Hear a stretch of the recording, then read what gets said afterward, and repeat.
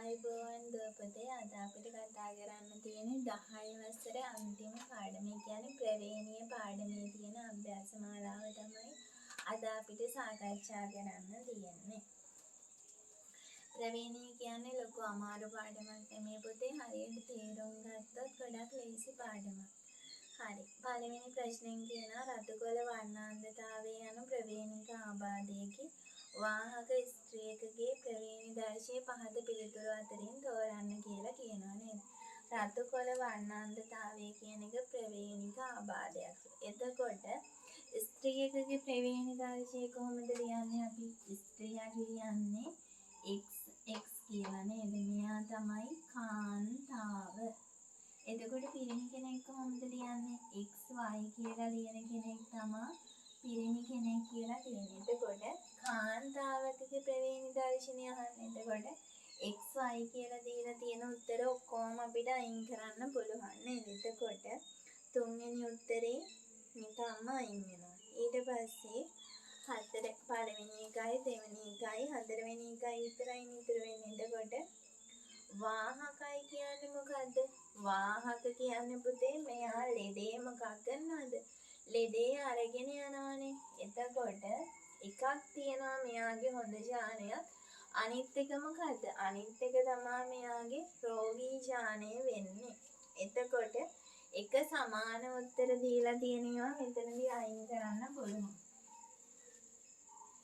මෙන්න මෙහෙම එක සමාන උත්තර දීලා තියෙන ඒවා අයින් කරන්න පුළුවන්.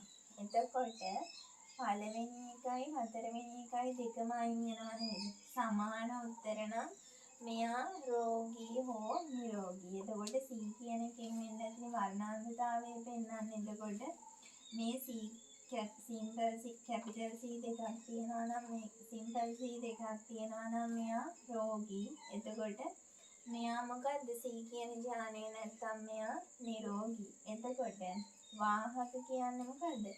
එකිනෙකට වෙනස් ඥාන දෙකක් තියෙන්න එපා. මෙයාගෙන් මෙයාට ලෙඩේ නැහැ. හරිද? මෙයාට ලෙඩේ නැති වුණාට මෙයා ලෙඩේ මොකක් කරනවද? ලෙඩේ අරගෙන යනවා. කියන්නේ තමන්ගේ දරු පරම්පරාවට මොකක් කරනවද? මේ ලෙඩේ මෙයා සම්ප්‍රේෂණය කරනවා. එතකොට ඔයාලගේ දෙවෙනි උත්තරේ තමයි මේකෙන් හරියන්නේ. එතකොට වාහකයි කියන එකේ තේරුම මොකද්ද? මෙයාට රෝගේ නෑ. මෙයා රෝග ලක්ෂණ පෙන්눔 කරන්නේත් නෑ. ඒ වුණාට මෙයා මොකක් කරා යනවද? ඉදිරි පරම්පරාවට රෝගය අරගෙන යනවා. ඊට පස්සේ දෙවෙනි එකෙන් කියනවා BB ගුණ කිරීම කැපිටල් B දෙකක් සිම්පල් B දෙකක් එක්ක දෙමුහුමක් කරලා තියෙනවා. ජනිතයින් අතරින් කවර ප්‍රතිශතයක් දෙමාපිය ප්‍රවේණි දර්ශය පෙන්වනවද කියලා කියනවා නේද? හරි. අපි මෙයාලගේ දෙමුහුමක් කරලා බලමු.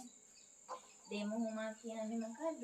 මේ දෙන්නගේ ලක්ෂණ වමාරු කිරීමක්නේ. එතකොට දෙමුහුමක් කියන්නේ මේ එක ජනිතයේ මේ එක මව් පරම්පරාවක් මේකෙන්. එතකොට මෙයා මොකද්ද? මේ කට්ටිය මාතෘ පරම්පරාව නේද? මෙයාලා මාතෘ පරම්පරාව විදිහට ඉන්නවා. මෙයාලගේ ජන්මාන වෙනවා. මෙයාගෙන් BB කැපිටල් B දෙන්නෙක් කියනවා. මෙයාගෙන් ජන්මාන විදිහට සිම්පල් B දෙන්නෙක් කියනවා. මේ දෙන්න ඊට පස්සේ මොකක් කරනවද? මේ දෙන්න එක හුවමාරු වෙනවා නේද? මේ ඉරි ගහන්නේ මේ කැපිටල් B ඉඳගෙන මේ සිම්පල් B ට එක ඉරක් ගැහුවා. මේ කැපිටල් B නම් මේ කෙරවල සිම්පල් B ට එක ඉරක් ගැහුවා. මෙතන ඉන්න B ගෙන් මෙතන ඉන්න සිම්පල් B ට මෙතන ඉන්න B ගෙන් මෙතන සිම්පල් B ට. ඔහොමනේ තියෙන්නේ මේ කට්ටිය. ඊට පස්සේ මෙයාලගේ මොකද්ද කියන්නේ පුතේ? මෙයාලගේ මේ පළවෙනි මුහුමනේ මේ කට්ටියන්ගේ දෙමාපිය ප්‍රවේණි දර්ශය පෙන්වයිද කියලා කියන්නේ. හරි. මේ ඔක්කොගෙම මෙහෙම කරපුවාම එන්නේ B capital B simple B capital B simple B. මෙන්න මෙහෙම තමයි එන්නේ. මේක තමයි මෙයාලගේ පළමු පරම්පරාවේදී එන්නේ. දෙමුහුමක්නේ කරනවා කියන්නේ.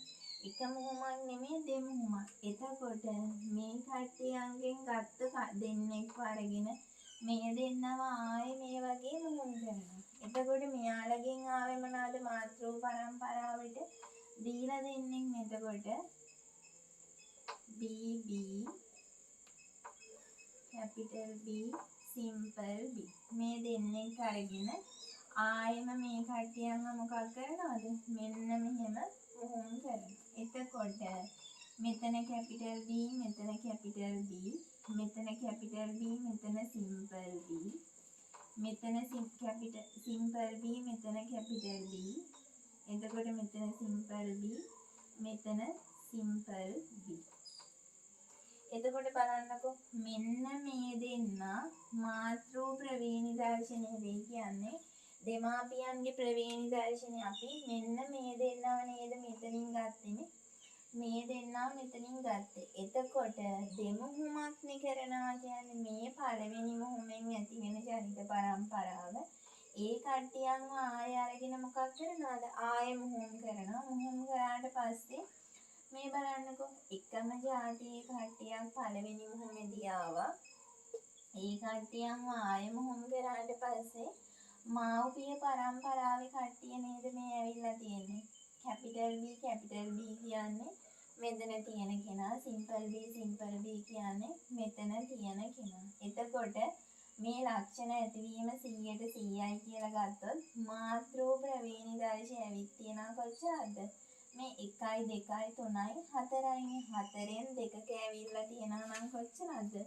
4න් 2යි. මෙයා භාගයක් විදිහට තියන ප්‍රතිශතයක් විදිහට තියන්න ගත්තොත් 100ට 4 ඒවා 25යි 25 දෙකෙන් ගුණ කරපුවාම 100ට 50යි කියලා උත්තරේ එනවා. එතකොට ඔයාලගේ තුන්වෙනි උත්තරේ තමයි හරියන්නේ 100ට 50යි කියන එක. පුතේ මේක තේරුණා නේද? පළවෙනි මේ ජනිත පරම්පරාව ගත්තා හරිද? මේ කට්ටිය තමයි මේ මව්පිය පරම්පරාව. මෙයාලව අරගෙන මෙයාලව ඊට පස්සේ මොකක් කරනවද? මුහුම් කරනවා. එතකොට මේ capital B simple B කියලා කට්ටියක් එන්නේ. ඒ capital B simple B ලව ආයෙ මොකක් කරනවද? ආයෙ මුහුම් කරනවා. මුහුම් කරාට පස්සේ එන ජනිත පරම්පරාව. ඔයාලට එහෙම නැත්තම් මේක තනි පියවරෙන් ගන්නත් පුළුවන්. හරිද? මේ capital B දෙකයි මේ simple B දෙකෙන් එක ජානේ ඔයාලා ගන්නවා. මෙතනින් capital B කෙනෙක් ගන්නවා. මෙතනින් simple B කෙනෙක් ගන්නවා. මේ දෙන්නම එකතු කරලා හදා ගන්නවා capital B simple B. එයාලව තමයි ආයෙ හදාගන්නේ. simple B capital B simple B capital B simple D විදිහට හදාගත්ත හැකි. මෙහෙම තනි පියවරට ගන්නත් පුළුවන්. මේකම තමයි මෙහෙම කරලා තියෙන්නේ. හරිද? ඊට පස්සේ තුන්වෙනි ප්‍රශ්නෙන් කියනවා සාමාන්‍ය සමී වර්ණයේ ඇති දෙමාපියන්ට සුදු සම සහිත දරුවෙකු ඉපදිනි කියලා කියනවා. මෙය සිදු වී හැකි දෙයක්ද කියනවා. හරි. සාමාන්‍ය සමී වර්ණය කියන්නේ මොකද්ද? මෙයාලා කළුත් නෑ සුදුත් නෑනේ. එතකොට කළුත් නැති සුදුත් නැති තලෙලු හමක් තියෙන කට්ටියන්ට සුදු ළමෙක් හම්බෙන්න පුළුවන්ද කියලා නෙමෙයි අහන්නේ. හරි. ඒක අපි මේ ප්‍රවේණි දර්ශයේ සටහනකටම දාලා බලමු. හරි. මේක දාගත්ත නේද?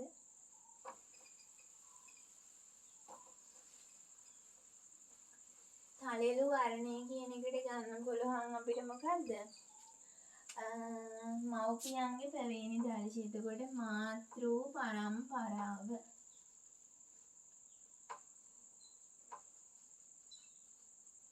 මාතෘ පරම්පරාව ගත්ත හැකි අම්මා තලෙලුයිනේ. එතකොට තලෙලුයි අපි හොයාගන්න පුළුවන් ඉංග්‍රීසි අකුරු දෙකක් ගමු. කළුයි කියන්නේ capital R ගමු. සුදුයි කියන්නේ simple R ගමු. පැහැදිලිව හොයන්න පුළුවන් මේ අම්මා තාත්තට ඒ විදිහටම ගත්ත හැකි.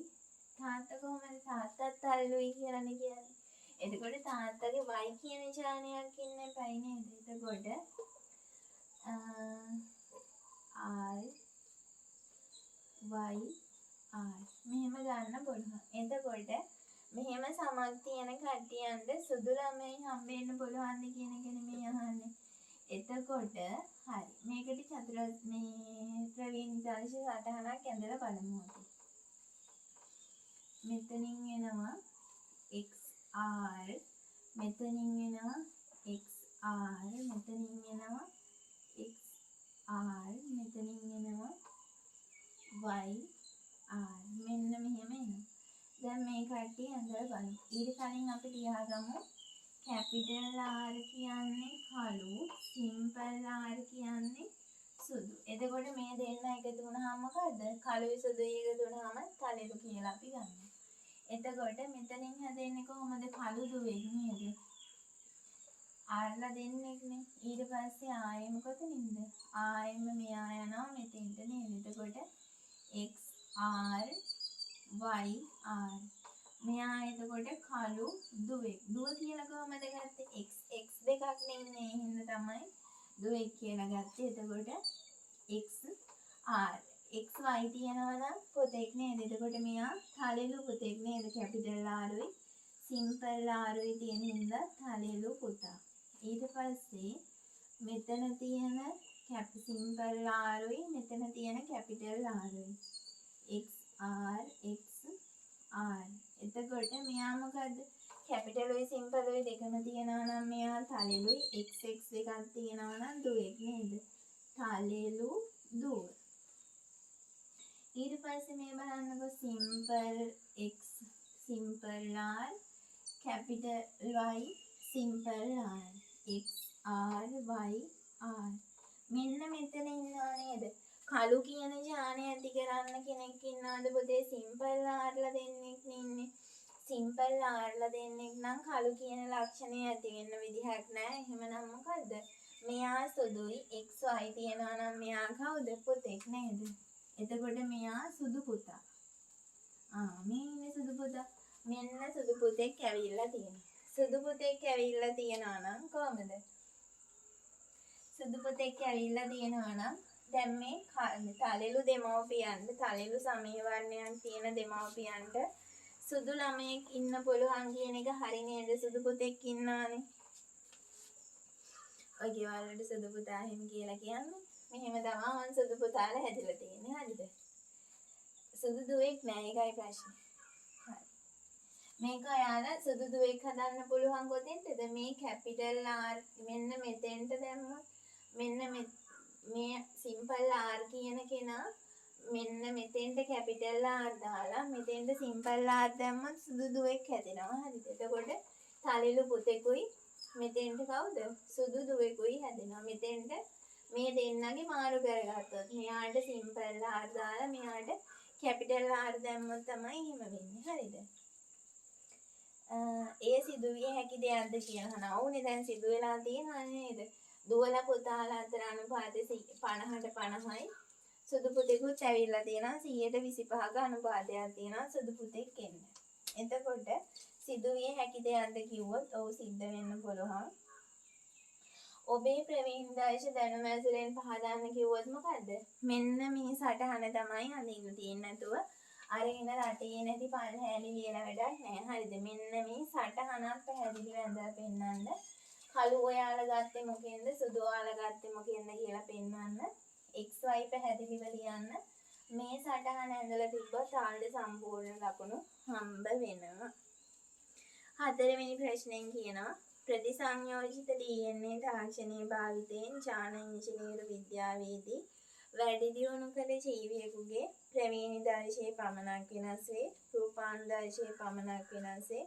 ප්‍රවීණිදර්ශය හා රූපානුදර්ශය පමණක් වෙනස් වේ. ප්‍රවීණිදර්ශයට හෝ රූපානුදර්ශයට බලපෑමක් නැත කියලා කියනවා. ප්‍රතිසංයෝජිත DNA තාක්ෂණය කියන්නේ මොකද්ද? ඔයාලගේ ප්‍රතිසංයෝජිත DNA තාක්ෂණය කියලා නේද ජාන ඉංජිනේරු විද්‍යාව කියන මාතෘකාවක් තිබ්බේ. මේ ජාන ඉංජිනේරු විද්‍යාවේදී මොකෑ කරේ පුතේ? අහිතකර ලක්ෂණ එහෙමත් නැත්නම් අපිට හිතකර නැති ලක්ෂණ අයින් කරලා අපිට හිතකර වෙන ලක්ෂණ යොදාගත්තා නේද? ඒ කියන්නේ රෝගවලට ප්‍රතිරෝධී භෝග නිපදවන එක. එතකොට ඇට නැති නාරං, ඇට නැති කොමඩු, තාමනාද වල්නාශක වලට ප්‍රතිරෝධී ශාක. එතකොට සීතලට ඔරොත්තු දෙන තක්කාලි ප්‍රභේද, විටමින් වලින් පොහොසත් රන් සහ ඔය වගේ දේවල් හැදුවානේ නේද? එතකොට ඔය වගේ දේවල් කරේයි මනුස්සයින්ට වැඩිපුර ප්‍රයෝජනයක් අරගෙන ආහාරවල තියෙන ගුණාත්මක භාවය වැඩි කරන්නනේ. ඕවා කොහොමද කරේ?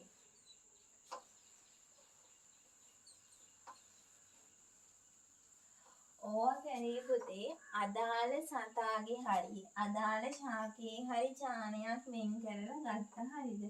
මෙයාගේ ඡානයක් වෙන් කරලා ගත්තා. මෙයාගේ ඡානයක් වෙන් කරලා අරගෙන මෙයාගේ ඡානේ මොකද්ද? කොටසක් කපලා අයින් කරා. හරියට මේ තියෙන තැන් වලින් බලලා කපන්න ඕනේ නැත්නම් වැඩි කචල් වෙනවා. හරිද?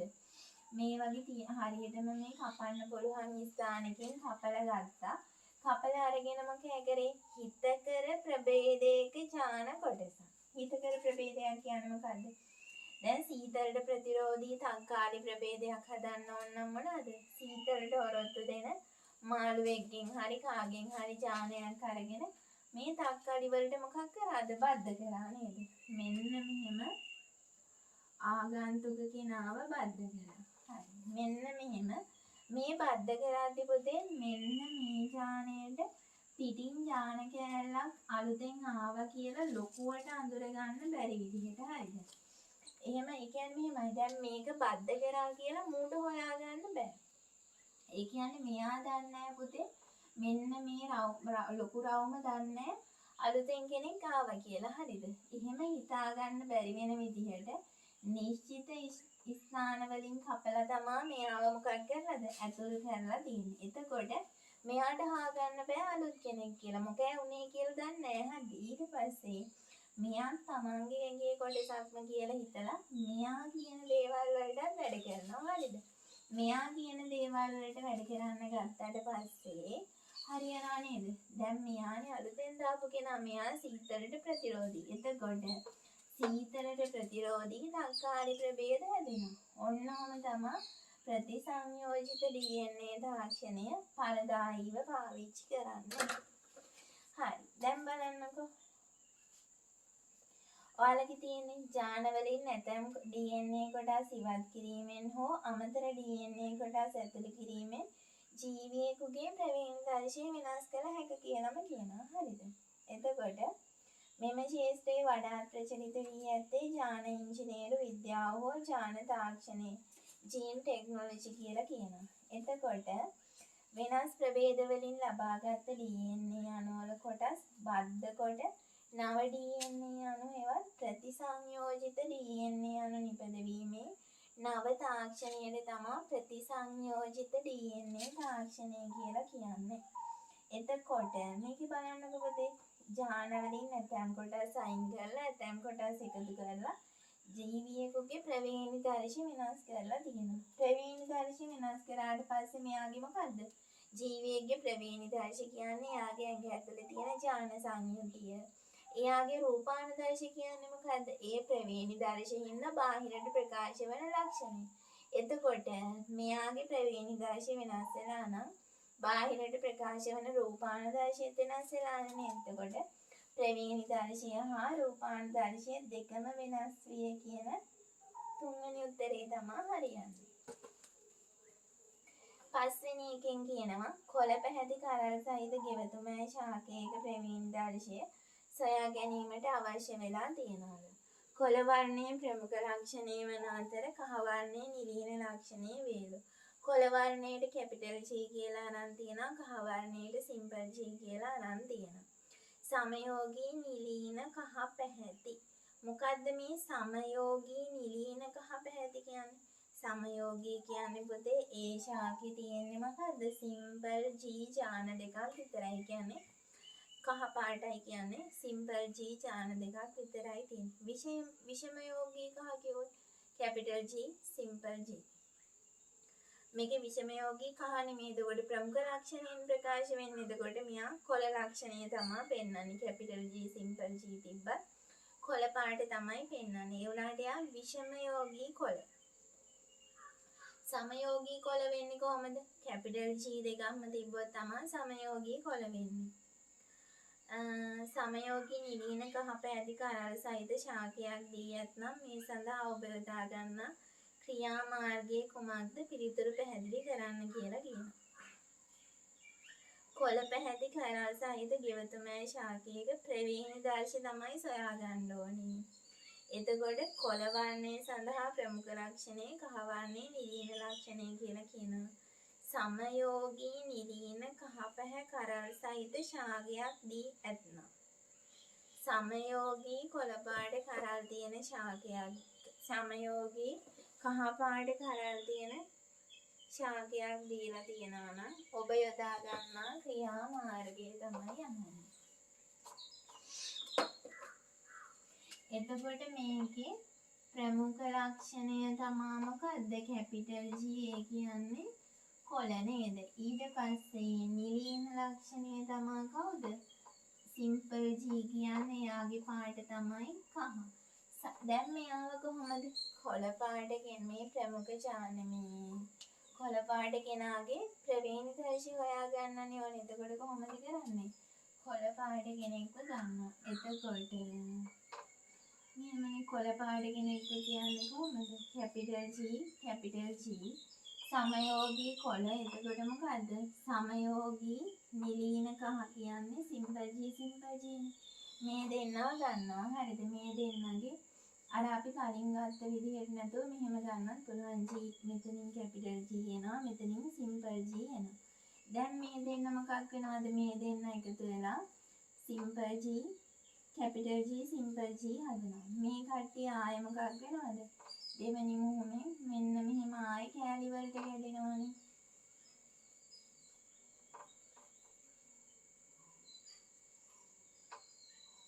එතකොට මේ කට්ටිය අර විදිහටම හුවමාරු කරනවා. එතකොට මෙතනින් කැපිටල් G මෙතනින් කැපිටල් G සිම්පල් G මෙතනින් කැපිටල් G සිම්පල් G මෙතනින් සිම්පල් G මෙන්න මෙහෙම ගන්න පුළුවන්.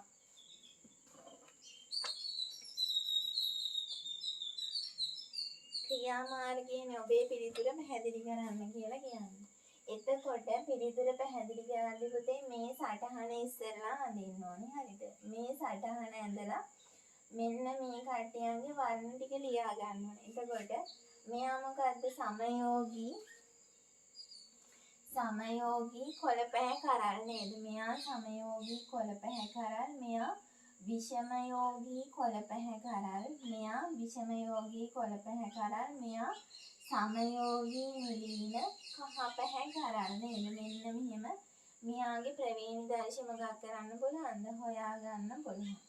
එතකොට ඔයාලා මේක පහදන්න කියලා කියනවා. එතකොට ගන්න ඕනේ සමයෝගී කොළ පැහැ කරල් සහිත ශාකයකින් මේ බීජ ලබාගෙන ඊට පස්සේ ආයේ සමයෝගී නිරීන කහ පැහැ කරල් සහිත ශාකයකින් බීජ ලබාගෙන මේ කට්ටිය හිටවලා පළවෙනි F1 පරම්පරාව ගන්නවා. පළවෙනි F1 පරම්පරාවේ සියල්ලම මොන පාටයිද? කොළ පාට කරල් හම්බුනායි කියලා ලියන්න ඕනේ. කොළ පාට කරල් හම්බුනාට පස්සේ පුතේ ඒ කට්ටියව ආයෙ මොකක් කරාද? ඒ කට්ටියව ආයෙ මේ වගා කරාට පස්සේ කොහමද? කොළ පාට කරලුයි කහ පාට කරලුයි ලැබුණා. එතකොට කොළ පාට කරලුයි කහ පාට කරලුයි අතර අනුපාත කීයද? කොළ පාට කරල් 3ට කහ පාට කරල් 1ක අනුපාතයක් තියෙන විදිහට හම්බුනායි කියලා ලියන්න ඕනේ. මේක ලියුවාම ඔයාලගේ පේපර් එකකට ඔයාලට සම්පූර්ණ ලකුණම හම්බ වෙනවා. ඊට පස්සේ 6 වෙනි එකෙන් කියනවා ජීවියෙකු තුළ ඡාන සියල්ල එක්ව ගත් විට ගෙනෝමය ලෙස හඳුන්වනවා. මානව ගෙනෝම ව්‍යාප්තිය යටතේ මිනිසාගේ වර්ණ දේහවල ඇති ඡානවල භස්ම අනුපිළිවෙල සිතියම් ගත කිරීම ආරම්භ කරලා තියෙනවලු. මෙමගින් මානව සංහතියට අහිතකර විය හැකි කරුණු දැක්වෙන ප්‍රකාශය කවරක්ද? මානව සංහතියට හිතකර නෙමෙයි පොතේ අහිතකර වෙන කරුණනේ තෝරන්න කියන්නේ. ප්‍රවේණික ආබාධවලට පිළියම් කිරීමට ඡාන තාක්ෂණය යොදා ගන්න හොඳයිනේ නේද? සුවිශේෂී ලක්ෂණ සහිත මානවයින් බිහි කිරීමට හැකි. ඒකේ පොඩ්ඩක් ප්‍රශ්නයක් තියෙනවා. සුවිශේෂී ලක්ෂණ සහිත මානවයින් කියනවානේ. එතකොට දැන් අම්මටයි තාත්තටයි හොඳට සල්ලි තියනවා නම් එහෙම මේ දෙන්නට මොකක් කරන්න පුළුවන්ද? මේ දෙන්නගේ හිත කෙරේ ඥාන ටික විතරක් අරගෙන එයාලට ඕන විදිහට ළමෙක් හදාගන්න පුළුවන් වෙනවා. හරි. දැන් පොඩි ප්‍රශ්නයක් තියෙනවා නේද? තුන්වෙනි එක කියන ජීවිත රක්ෂණය සඳහා ඉල්ලුම් කරන්නන්ගේ රෝග තත්ත්ව පහසුවෙන් හඳුනාගෙන රක්ෂණ සමාගම් වලට හැකියි. ඒ කියන්නේ මොනවාද? genome පරීක්ෂා කරලා මේ පුද්ගලයන්ගේ තියෙන රෝග අනාවරණය කරගන්න පුළුවන් වෙනවා. ඒක හොඳයිනේ. ජාන තාක්ෂණයෙන් වැඩි දියුණු කර ශාක හා සතන් මගින් ආහාර අර්බුදයට පිළියම් යොදා ගන්න පුළුවන්. ඔව්. සමහර ගස් හැදෙනවා ගහ ගොඩාක් ලොකුවට ඇති ගෙඩියක් නැහැ. එතකොට සමහර ආහාර වලට ගන්න සත්තු මේ ගොඩාක් කල් යනවා ඒ කට්ටියන්ගෙන් මොකක් හරි මේ පැටව ගන්න හරි එහෙමත් නැත්නම් මස් ගන්න හරි ගොඩාක් කල් යනවා. ඒ හින්දා දැන් ඒවට පිළියම් විදිහට මොකද කරලා තියෙන අඩු කාලයකදී වැඩි අස්වැන්නක් ලබා දෙන විදිහට ශාකහා සතුන් නැති කරලා තියෙනවා. මේ හින්දා කොහොමද? මේ හින්දා ආහාර අර්බුදයට පිළියමක් හම්බෙලා තියෙනවා. ඒ කතාව හරි. ඉස්සර මේ කුඹුරු වැඩ කරේ යලකන්නේ මහකන්නේ විතරයි. දැන් එහෙම නැහැනේ.